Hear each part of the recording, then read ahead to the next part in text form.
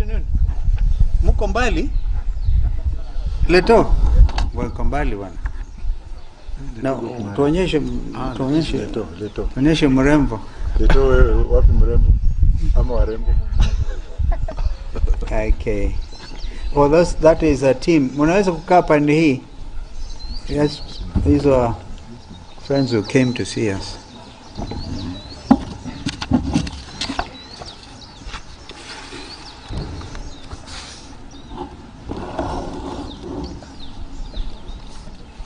Are you set? Anasema kidogo. Yule mrefu yule.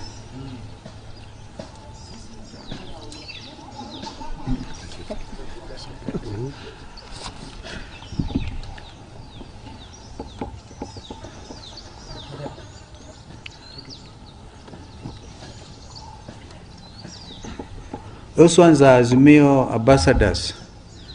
They just introduce themselves and they're called Azimio ambassadors, actually in the diaspora. So, set now? Okay, give us a signal, Muref. Okay. This is a press statement by Azimio la Umoja, One Kenya Coalition Party, May the 7th. Is that accurate? Or is it 8th? 8th. I think it's 8th. So correct, the 8th, 2024 Nairobi. We are dealing with the issues of the raging floods, the doctor strike, General Gola's tragic death, and fake fertilizer scam, which is ongoing, and basically summarizing this as KK is a disastrous regime. We have apologies from our sister mother Karua. She's having meetings, which is part of this presser, and also Mheshimiwa Kioni was actually to be here, was having a meeting. He's also trying to get here, but he's also Mheshimiwa Wycliffe Oparanya, ODM, our sister coalition partner, having their central committee meetings going on, and Mwangi wa Iria as well, Governor Mwangi wa Iria. So this is a collective Azimio statement, and I need to say I mentioned this to our team leader. As you know, I think it's now clear that Mheshimiwa Raila Odinga remains our team leader until after the elections in 2025. And this should put to rest then some of the concerns expressed countrywide about his recent tour of Mukuru with us in Azimio, and the remarks that are made, which are in line with the proper running of opposition politics. I'll deal with first the raging floods being a national disaster. The Azimio la Umoja One Kenya Coalition is deeply concerned about the serious disruptions the heavy rains continue to cause in the country. In the last few days, the country has witnessed heavy rainfall with widespread destructive floods on our dear citizens, materials, the economy, indeed the environment. The floods have affected most parts of the country. Azimio expresses its sadness about the increasing number of casualties of the raging floods. The media report indicates that there are over 238 people dead, 300,000 households displaced, and still 75 people missing. 150 schools are also directly affected. Residential buildings are collapsing, like the one going on in Uthiru. Farms submerged, 178 dams and reservoirs bursting their capacities, and several people at risk of contracting waterborne diseases. We wouldn't even say several people at the risk, a lot of people. The Delta region, for example, because the River Tana, as you know, down from up on the Seven Forks dams. A lot of them have reached capacity in the River Tana, then continues to overflow, causing damage, as you may have seen in Garissa. People have to use boats to move from Mandogo area to cross into Garissa. A great risk, and we haven't even seen this regime trying to do anything there to alleviate the situation. The situation becomes more difficult even downstream as the river races towards the coast. I mean, where Kipini area, where the River Tana joins the Indian Ocean. This is devastating, and we sincerely send our deepest sympathies to the families and communities affected. As a coalition, we continue to mobilize resources to help in the mitigation of some of the adverse effects on livelihoods. On Thursday and Friday last week, we visited Mumbuni Primary School in Machakos County and Kwaruben Secondary School in Nairobi, where we donated essential items to more than 2,000 affected households. We ask the public to join us as we help our fellow Kenyans. We also take this opportunity today to commend the Red Cross, who have, from the onset of the raging floods, helped to save countless lives. We have watched them use all means available, including boats, choppers, and other equipment, to rescue stranded Kenyans in all parts of the country. Without their effort, this would have been an even worse disaster. It is not lost to us that today, May the 8th, is World Red Cross and Red Crescent Day. We celebrate you. Kenyans can recall that last year, the Kenya Meteorological Director, Mr. Gikungu, issued an early warning about the expected heavy rains that could lead to catastrophic flooding in the country. This was a scientific and expert opinion confirming the impending El Nino rains.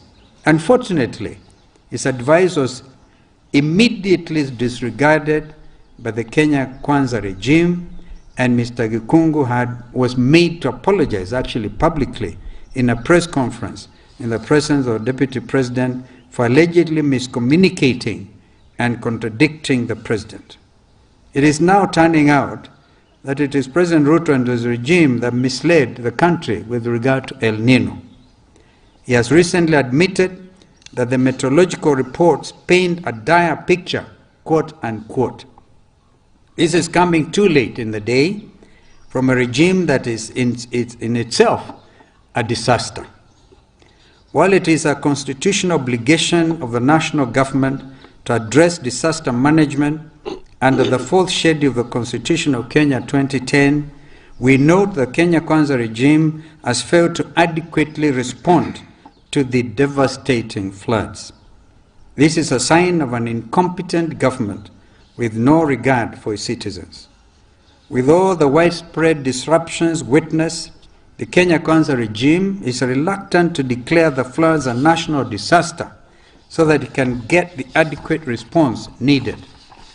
We are aware that such a declaration will automatically call for the expenditure from the country's contingency fund. Could it be that there is no money in the contingency fund? If no money, who has expended the money and on what? Kenyans want to know.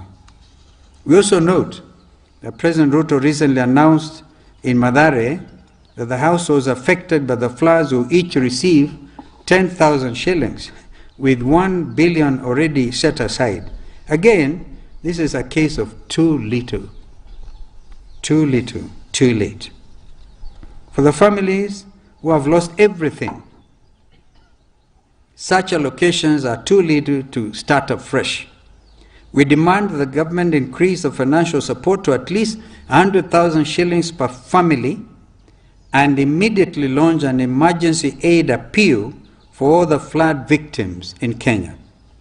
Red Cross projects that the flood situation could need at least 7 billion shillings. We demand that the government immediately deploys all the necessary responses for mitigating the impact of the flooding on affected communities, including the provision of assistance to the bereaved families and the internally displaced. We know that the regime is forcefully evicting people from the areas perceived to be flood-prone and riparian land.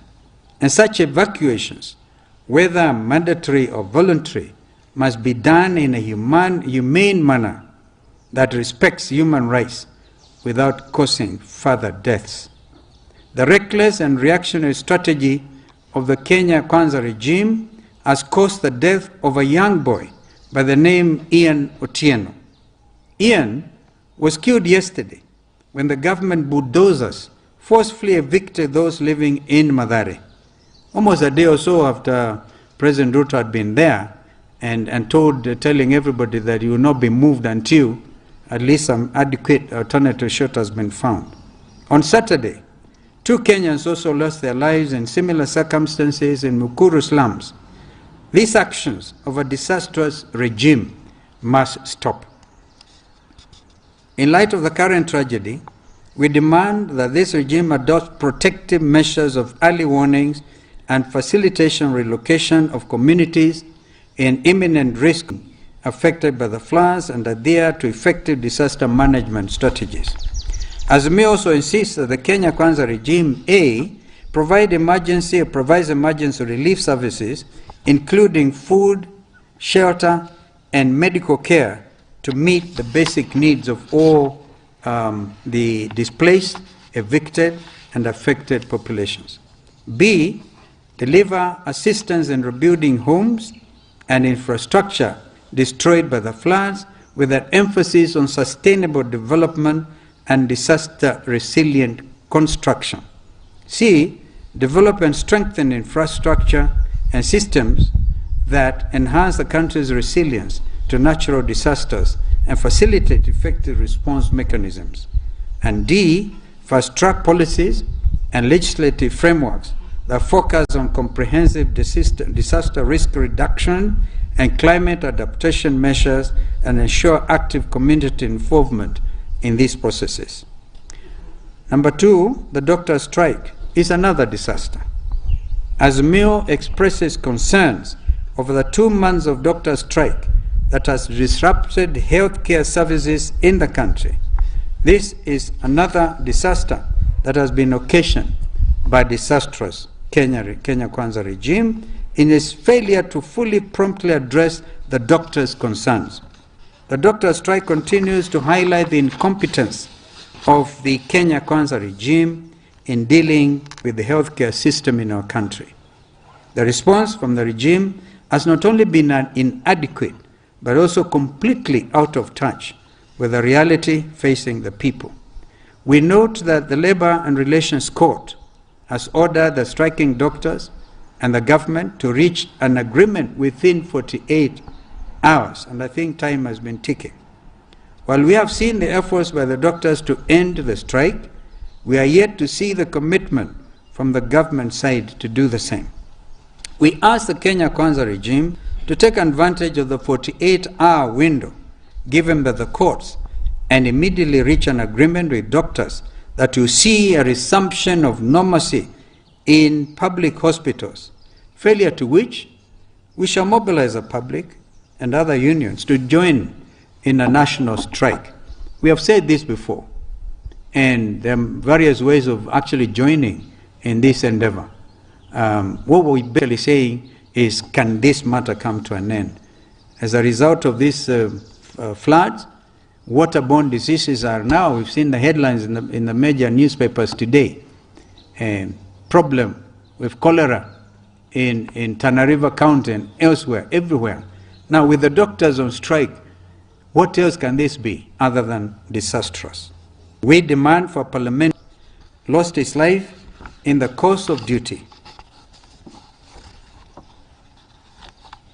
Excuse me.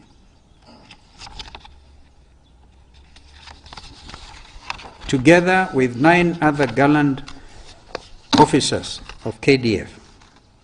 We note with concern that the Kenya Kwanza regime has moved on swiftly, leaving the families of the departed soldiers with no help. They also are yet to establish a time-bound public inquiry into the cause of the chopper crash. We reiterate our earlier demands of securing the services of independent and international experts or investigators who will get to the bottom of this matter. The ongoing investigations by the Kenya Air Force is a limited internal affair that does not satisfy the requirement of an open, transparent, independent, and credible investigation. We too demand that a parliamentary select committee inquiring into the tragedy be set up immediately. Kenyans are concerned and suspicious that the tragic death of the four-star general and his colleagues may be connected to sinister political machinations. This is particularly so given the unsubstantiated allegations against his person relating to the 2022 presidential elections. And fourthly, we want to deal with the fake fertilizer disaster. As Azimio, we thank the 149 members of the National Assembly who voted to impeach the Cabinet Secretary for Agriculture and Livestock Development. We are aware that his impeachment trial is ongoing, with Parliament calling for a special sitting to deliberate on the Select Committee report on Monday the 13th. We expect that 11 members of the Select Committee will honor the vote of the 149 members and confirm Linturi's impeachment from office. Linturi's reign as the Minister of Agriculture and Livestock Development has been nothing short of a disaster. Kenyan farmers were supplied with fake fertilizer that not only destroyed the entire planting and harvest season, but also degraded their land. The entire land has now become economical and viable for many seasons to come. This can only be described as economic sabotage. Apart from the impeding impeachment, Linturi must also be tried in the anti-corruption courts for the crimes of economic sabotage. Finally, we urge all the parliamentarians to critically scrutinize the budget policy statement and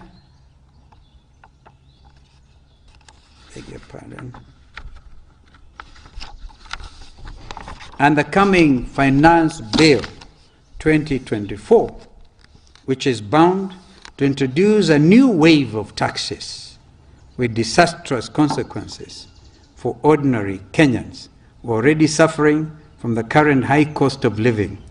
Indeed, we conclude that Kenya Kwanza is so far a disastrous regime that should be impeached in its entirety. But we are not into that yet. We're just sounding a warning shot. And this is a democratic country we have all fought to establish. Kama kuna maswali, ndugu zangu hawa, anaweza kuyajibu.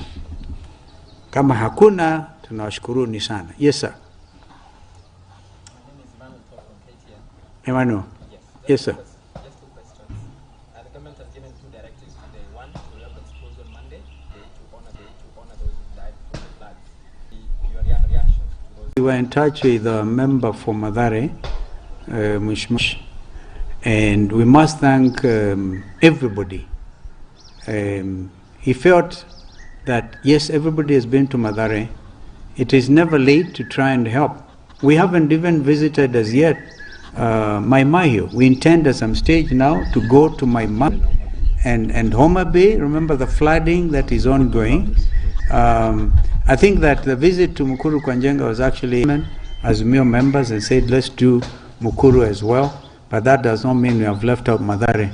As you can see, the killing of this young boy from Mathare continues with a pain and very insensitive regime that says one thing, you will not get your houses demolished until we move you to some higher ground, and then they do the opposite. They did that even in Mukuru. Yeah.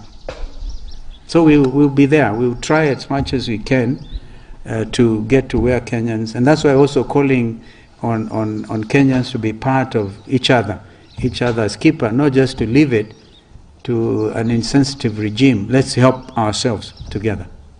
Kama kuna swali lingine. Thank you. I think that's okay. Thank you. Nashukuru sana.